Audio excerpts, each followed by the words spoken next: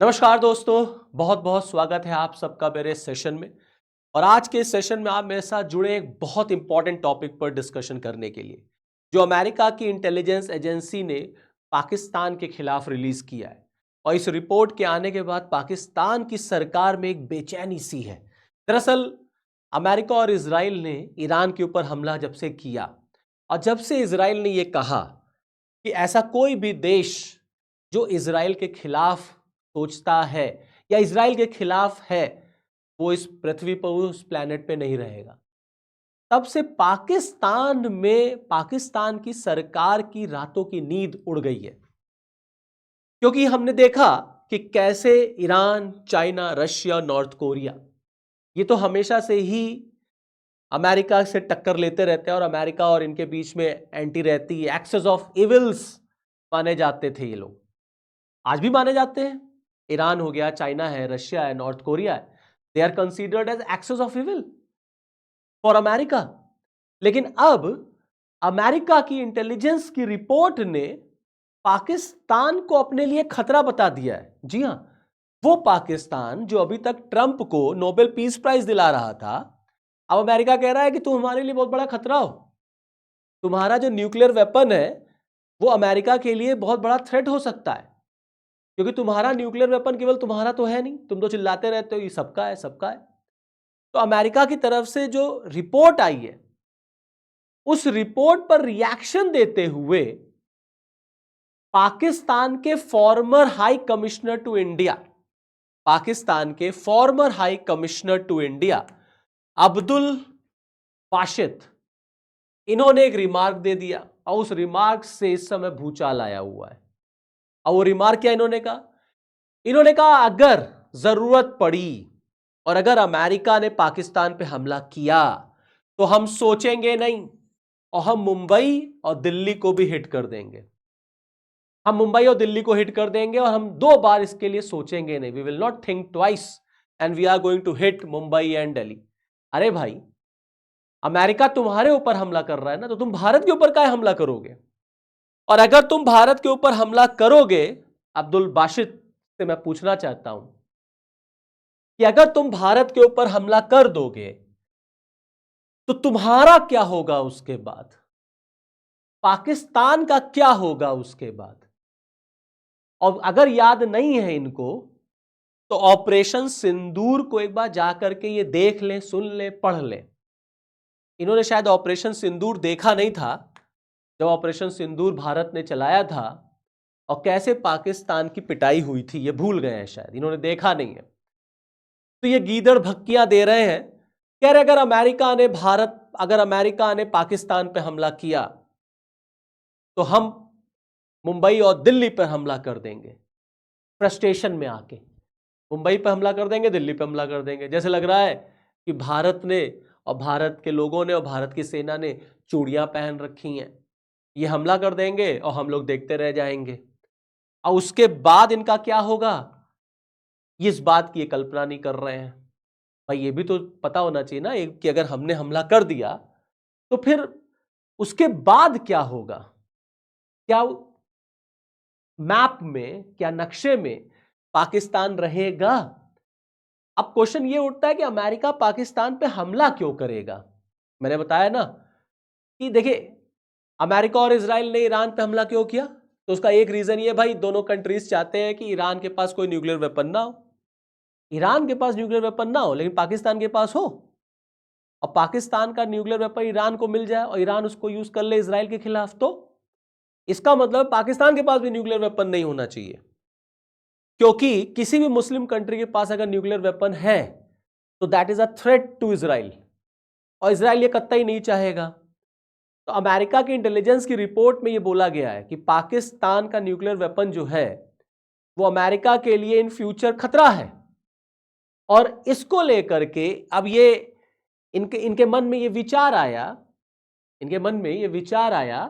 कि यार हो सकता है जैसे अमेरिका ने ईरान पे हमला कर दिया, अमेरिका इजराइल ने, ऐसे हम पे भी हमला कर देगा।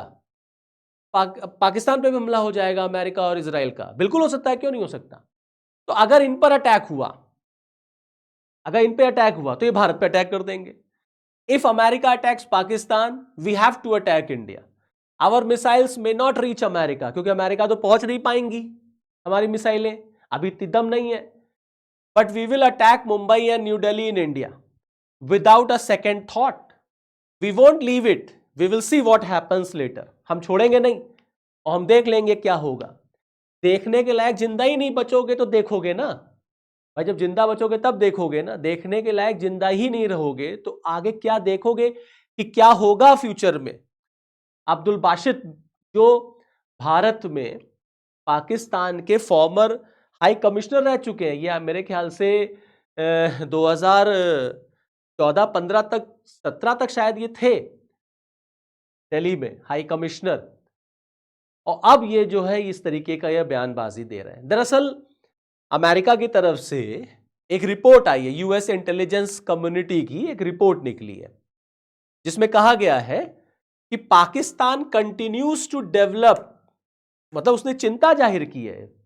बासित जो बोल रहे हैं वो दरअसल एक इसी रिपोर्ट पर रिएक्शन दे रहे थे. जो ये रिपोर्ट आई, इस रिपोर्ट में क्या कहा गया है, Pakistan continues to develop increasingly sophisticated missile technology that provides its military the means to develop missile system with the capability to strike targets beyond South Asia, and if these trends continue, intercontinental ballistic missile that would threaten the US. अगर ऐसे ही चलता रहा तो intercontinental जो ballistic missile हैं वो America तक पहुंच सकती हैं, मतलब अमेरिका को वो थ्रेट दे सकती हैं. और पाकिस्तान लगातार सोफिस्टिकेटेड मिसाइल टेक्नोलॉजी जो है वो अपना बढ़ा रहा है, डेवलप कर रहा है. और इस पर चिंता जाहिर करते हुए इस रिपोर्ट में ये कहा गया है कि अमेरिका के लिए भविष्य में पाकिस्तान खतरा हो सकता है. अब इस रिपोर्ट पर बासित का रिएक्शन आता है, तो कहते हैं अभी प्रेजेंटली हमारे पास जो मिसाइल है वो अमेरिका नहीं पहुंच सकती, लेकिन अगर अमेरिका ने और इजराइल ने पाकिस्तान पे हमला कर दिया तो हम भारत पे हमला कर देंगे, क्योंकि हमारा जो पूरा का पूरा मिसाइल प्रोग्राम है या जो न्यूक्लियर प्रोग्राम है वो तो भारत के लिए ही है. तो वहां नहीं तो चलो यहां. लेकिन जब तुम भारत पे हमला कर दोगे, पहले तो तुम जिंदा ही नहीं रहोगे भारत पे हमला करने के लिए. अगर हम एक हाइपोथेटिकल कंडीशन सोच भी लगे, तुमने कर भी दिया, तो उसके बाद इस मैप से, इस नक्शे से तुम गायब हो जाओगे, पाकिस्तान गायब हो जाएगा. तो ये कहना आसान है, करना आसान नहीं है. कहना आसान है, करना आसान नहीं. अब देखिए इस रिपोर्ट में और भी कुछ कहा गया है. With varying degrees of success, China, north Korea, Pakistan and Russia probably will continue to research, develop and field delivery systems that will increase their ranges, accuracy and challenge US missile defenses and provide new weapon of mass destruction use option. Okay? मतलब चीन, north Korea, Pakistan और Russia, मैंने अभी आपको बताया. देखिए Iran, north Korea, China और Russia, ये अमेरिका के लिए एक्सेस ऑफ इविल्स माने जाते हैं. और पाकिस्तान को अमेरिका हमेशा अपने लिए यूज करता रहता है, स्ट्रैटेजिकली वो यूज करता रहता है. जब उसका काम होता है वो पाकिस्तान का इस्तेमाल करता है, उसके बाद निकाल देता है, छोड़ देता है. अब पाकिस्तान की सरकार को लगता है कि अमेरिका उसके साथ है. अमेरिका उसके साथ बिल्कुल नहीं है. अमेरिका तभी तक रहता है जब तक उसका वहां पर इंटरेस्ट होता है, हित होता है. अब इस रिपोर्ट में कहा गया है भैया चाइना, नॉर्थ कोरिया, पाकिस्तान और रशिया जो है वो लगातार रिसर्च डेवलपमेंट कर रहे हैं और वो अपने मिसाइल प्रोग्राम पे काम कर रहे हैं, लगातार उसको बढ़ा रहे हैं. अब जब ये रिपोर्ट आई है तो पाकिस्तान में ऑब्वियस सी बात है तहलका, भूचाल आएगा ही आएगा. अब वहां के लोगों को ये डर सता रहा है कि यार कहीं आगे चल करके अमेरिका और इजराइल हम पे ना हमला कर दे. ईरान पे तो कर दिया हमला, गाजा पे तो हमने देख ही लिया, कहीं हम पे भी हमला ना हो जाए, क्या भरोसा. तो उन्होंने क्या किया, उन्होंने कहा ये सारा कुछ इंडिया करा रहा है. क्योंकि जो ये रिपोर्ट आई है, ये रिपोर्ट दरअसल उस ऑर्गेनाइजेशन ने प्रेजेंट की है जिसकी डायरेक्टर जो है वो इंडियन बॉर्न अमेरिकन है, दैट इज तुलसी गबार्ड. अब उन्होंने कहा है it is the Indian lobby involve, means इस पूरी रिपोर्ट के पीछे इंडियन लॉबी इज इन्वॉल्व. और इंडियन लॉबी जो है वो पाकिस्तान को बदनाम करने की कोशिश कर रही है और पूरा पाकिस्तान को एक बैड पब्लिसिटी इस पूरी रिपोर्ट के थ्रू दी जा रही है, और इसके पीछे पूरी तरीके से इंडियन लॉ भी जिम्मेदार है, क्योंकि इंडियन लॉ भी बहुत पावरफुल है अमेरिका में, और उनके लोग ही ये सारा काम करा रहे हैं। अब दरअसल बात यह है कि पाकिस्तान को ये रिपोर्ट डाइजेस्ट नहीं हो पा रही है। वो इसलिए कि यार हम तो वो है कि जिन्होंने ट्रंप को कहा था भाई मैन ऑफ पीस, ट्रंप को नोबेल पीस प्राइज दे दो। भाई कहां कहां जाकर के मुनीर ने नहीं कहा कि Nobel for Trump and Trump for Nobel, Trump is the person of peace और इन्हीं को नोबेल पीस प्राइज मिलना चाहिए। शहबाज और मुनीर व्हाइट हाउस तक चले गए, एक नहीं कई चक्कर व्हाइट हाउस के लगे, बोर्ड ऑफ पीस में पाकिस्तान शामिल हो गया। पूरी दुनिया ने देखा कि ट्रंप जो कह दे पाकिस्तान वही करने के लिए तैयार है। और अब जब हमने इतना कुछ किया तो पाकिस्तान को अमेरिका इस तरीके से कह रहा है यार तुम तो मेरे लिए खतरा हो, आने वाले दिनों में तुम्हारा जो मिसाइल प्रोग्राम है वो हमारे लिए खतरा हो सकता है, और अगर खतरा होगा तो हम तो फिर तो छोड़ेंगे नहीं, क्योंकि ईरान हमारे लिए खतरा था, हमने उस पर अटैक कर दिया, इराक हमारे लिए खतरा था, हमने उस पर अटैक कर दिया, हमने अफगानिस्तान में अटैक किया, हमने वियतनाम में अटैक किया, तो अब हम पाकिस्तान में भी अटैक कर देंगे। तो Pakistan nuclear weapon without cohesion is one of the most dangerous nation in the world. ये लाइन है अमेरिका के फॉर्मर प्रेसिडेंट जो बाइडेन की, कि पाकिस्तान का जो न्यूक्लियर वेपन है विदाउट कोहेशन, मतलब पाकिस्तान के न्यूक्लियर वेपन पे कोई लिमिटेशन ही नहीं है, कोई चेक एंड बैलेंस ही नहीं है, क्योंकि उसका जो न्यूक्लियर वेपन है that is not controlled by the government, that is controlled by the military, that is controlled by the terrorist. भाई वहां पर मिलिट्री और आतंकवादियों के बीच में कैसे नेक्सस है सब जानते हैं। और देखिए बाइडेन ने 2022 में ये कहा कि one of the most dangerous nation in the world is Pakistan. दुनिया में एक मतलब सबसे खतरनाक देशों की अगर लिस्ट हम बनाए तो उसमें आपको पाकिस्तान मिल जाएगा, क्योंकि इनका न्यूक्लियर प्रोग्राम जो है that is open to all. ये तो खुद ही चिल्लाते हैं, कहते हैं हमारा न्यूक्लियर प्रोग्राम जो है वो इस्लामिक वर्ल्ड के लिए, इस्लामिक ब्रदर्स के लिए, जिसको जरूरत पड़ेगी हम दे देंगे, जिसको जरूरत पड़ेगी हम दे देंगे। तो पाकिस्तान तो खुद ही कहता है Pakistan nuclear weapon is basically Islamic weapon, Muslim bomb है ये, इस्लामिक बॉम्ब है ये, not nuclear bomb, Islamic bomb. तो दुनिया में जहां जिस मुस्लिम कंट्री को भी न्यूक्लियर वेपन चाहिए Pakistan is ready to sell, Pakistan तैयार है उसको देने के लिए।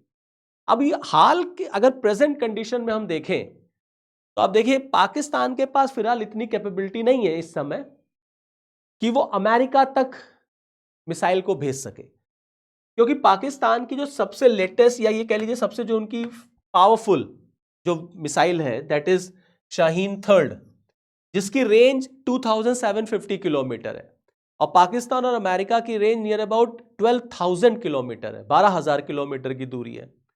और इनकी जो शाहीन थर्ड है जिसकी सबसे लॉन्गेस्ट रेंज है वो 2750 किलोमीटर की है। पाकिस्तान के पास इस समय इंटरकॉन्टिनेंटल बैलिस्टिक मिसाइल कोई भी नहीं है, but they are in process to achieve that. वो इस पे काम कर रहे हैं इंटरकॉन्टिनेंटल बैलिस्टिक मिसाइल को लेने के लिए। इसमें चाइना वगैरह पाकिस्तान की हेल्प कर रहा है, और अगर ये मिसाइल इन्होंने अचीव कर ली या इनका जो न्यूक्लियर प्रोग्राम है वो अमेरिका के लिए, वो इजराइल के लिए खतरा हो सकता है। तो फिलहाल अभी अगर हम देखें तो पाकिस्तान के पास इतनी हिम्मत नहीं है, इतनी औकात नहीं है कि वो अमेरिका के ऊपर मिसाइल गिरा सके या इजराइल पे मिसाइल गिरा सके। भाई देखिए ईरान पे इजराइल जो है बॉम्बार्डिंग कर रहा है, कहां गया पाकिस्तान का मुस्लिम ब्रदरहुडनेस? क्यों नहीं तुम ईरान की हेल्प करते हो? क्यों नहीं ईरान को तुम वेपन दे रहे हो? तुमने सऊदी के साथ डिफेंस पैक्ट किया था, an act of attack will be considered an act of attack on both. कहां चला गया? हवा निकल गई उसकी। ईरान लगातार सऊदी पे हमला कर रहा है, तुम सऊदी की हेल्प के लिए नहीं आ रहे हो, चिल्लाते हो मेरा न्यूक्लियर वेपन पूरी दुनिया के लिए, पूरे मुस्लिम वर्ल्ड के लिए है। भारत की जहां तक रही बात, तो हमारे पास आप देखेंगे तो 5000 प्लस किलोमीटर की रेंज की मिसाइल है अग्नि 5, और हम इससे ऊपर की मिसाइल पर भी काम कर रहे हैं। तो अगर आप दोनों देशों के, इंडिया और पाकिस्तान के मिसाइल्स प्रोग्राम को कंपेयर करेंगे तो कोई कंपैरिजन नहीं है। इंडिया इज फार अहेड, हम बहुत आगे हैं। और जो अब्दुल बाशिद सपना देख रहे हैं कि हम मुंबई और दिल्ली पर हमला कर देंगे अगर हम अमेरिका पे नहीं कर पाएंगे, और अमेरिका ने अगर हम पे किया तो ये खाली मुंगेरी लाल के हसीन सपने हैं कि उन्होंने ऐसा किया तो हम ऐसा कर देंगे, तो हम वैसा कर देंगे। ठीक है, इट्स नॉट सो ईजी कि आप दिल्ली और बॉम्बे पे हमला कर देंगे और हम देखते रह जाएंगे, हम कुछ रिटेलिएट नहीं करेंगे। तो अगर आप दोनों को कंपेयर कर लेंगे तो आप देखेंगे कि भारत का डिफेंस, भारत का मिलिट्री पावर पाकिस्तान से कहीं ज़्यादा एडवांस है, और भारत के कंपैरिजन पाकिस्तान की कोई औकात नहीं है कि वो भारत के ऊपर हमला कर दे। ऑपरेशन सिंदूर दुनिया ने देखा कि हमने कैसे घर में घुस के पाकिस्तान को मारा। लेकिन हाँ, ये बात ज़रूर है कि दुनिया के लिए वाकई में पाकिस्तान एक बहुत बड़ा खतरा है, क्योंकि आतंकवाद यहीं से जाता है पूरी दुनिया को, और इनका कोई भरोसा नहीं है। इनका न्यूक्लियर प्रोग्राम अमेरिका और इजराइल को ख़त्म करना चाहिए, क्योंकि इनका न्यूक्लियर प्रोग्राम दुनिया के लिए खतरा है। और ये चिल्लाते हैं, ये कहते हैं हमारे न्यूक्लियर प्रोग्राम से अमेरिका को कोई खतरा नहीं है, क्योंकि हमारा न्यूक्लियर प्रोग्राम केवल इंडिया के लिए है। मतलब इन्होंने जब से ये बने तब से इनका सपना यही था कि हम न्यूक्लियर प्रोग्राम बना लें ओनली फॉर इंडिया। ये कहते हैं हमारा न्यूक्लियर प्रोग्राम इंडिया के लिए, कि हम कभी भारत के ऊपर ये जो है हमला करेंगे तो न्यूक्लियर वेपन्स का ये यूज कर सकते हैं। इसीलिए इनके यहाँ कोई भी राष्ट्रपति हो, परवेज मुशर्रफ रहे हो चाहे कोई रहा हो, उसके पास एक ही काम था, खाली भारत को न्यूक्लियर वेपन की धमकी देना, खाली भारत को न्यूक्लियर वेपन की धमकी देना। हमने ऑपरेशन सिंदूर में देखा कि भारत ने हमला भी कर दिया और तुम्हारा न्यूक्लियर वेपन जो है वो रखा का रखा रहेगा।